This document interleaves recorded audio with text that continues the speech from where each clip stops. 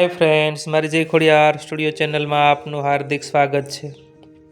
આજે આપણે સાંભળીએ એક ગુરુએ એમના શિષ્યોને જે ઉત્તમ જ્ઞાન આપ્યું છે તે અંગેની વાત.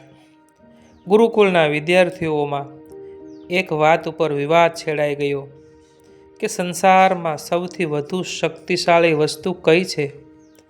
એના વિશે બધા જુદું જુદું કહેતા હતા. જ્યારે એ વાદ વિવાદથી કોઈ નિર્ણય ન થઈ શક્યો ત્યારે બધા વિદ્યાર્થીઓ ગુરુજી પાસે પહોંચી ગયા અને ગુરુજીને એ પ્રશ્ન કરવા લાગ્યા. ગુરુજીએ શિષ્યની વાત સાંભળી અને કહ્યું કે તમારે બધાની બુદ્ધિ બગડી ગઈ છે. આવું સાંભળી તેઓ ચૂપ થઈ ગયા. ગુરુજી ગુસ્સે થઈ ગયા. એમના ગુસ્સાથી બધા પરેશાન થઈ ગયા અને રીસ ચડવા લાગી. શિષ્યો ગુરુદેવની આવી વાતને સહન કરી શક્યા નહીં. થોડી વારમાં તેમના ચહેરા લાલ ગુમ થઈ ગયા. તેઓ ખૂબ ગુસ્સે થઈને ગુરુજી સામે તાકી રહ્યા. થોડી વાર પછી ગુરુજીએ શિષ્યોને કહ્યું કે મને તથા આશ્રમના બધા લોકોને તમારા ઉપર બહુ ગર્વ છે. તમે લોકો એક ક્ષણ પણ ખોટી રીતે વેડફતા નથી.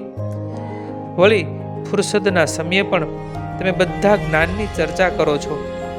આવું સાંભળીને શિષ્યનું સ્વાભિમાન જાગૃત થઈ ગયું અને તેમના ચહેરા પર પ્રસન્નતા ખીલી ઉઠ્યા. ગુરુજીએ કહ્યું કે મારા વાલા શિષ્યો, આ સંસારમાં વાણી જ સૌથી વધુ શક્તિશાળી વસ્તુ છે. વાણીથી મિત્રને શત્રુ અને શત્રુને મિત્ર બનાવી શકાય છે. આવી શક્તિશાળી વાણીનો દરેક માણસે ખૂબ સમજી વિચારીને ઉપયોગ કરવો જોઈએ. વાણીની મધુરતા લોકોને પોતાના તરફ આકર્ષિત કરે છે. એના પરિણામે મુશ્કેલ લાગતું કાર્ય પણ સરળ બની જાય છે.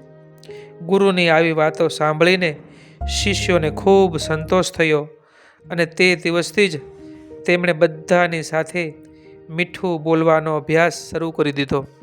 આમ સંસારની સૌથી વધુ શક્તિશાળી વસ્તુ કોઈ હોય તો તે વાણી છે. જય શ્રી કૃષ્ણ.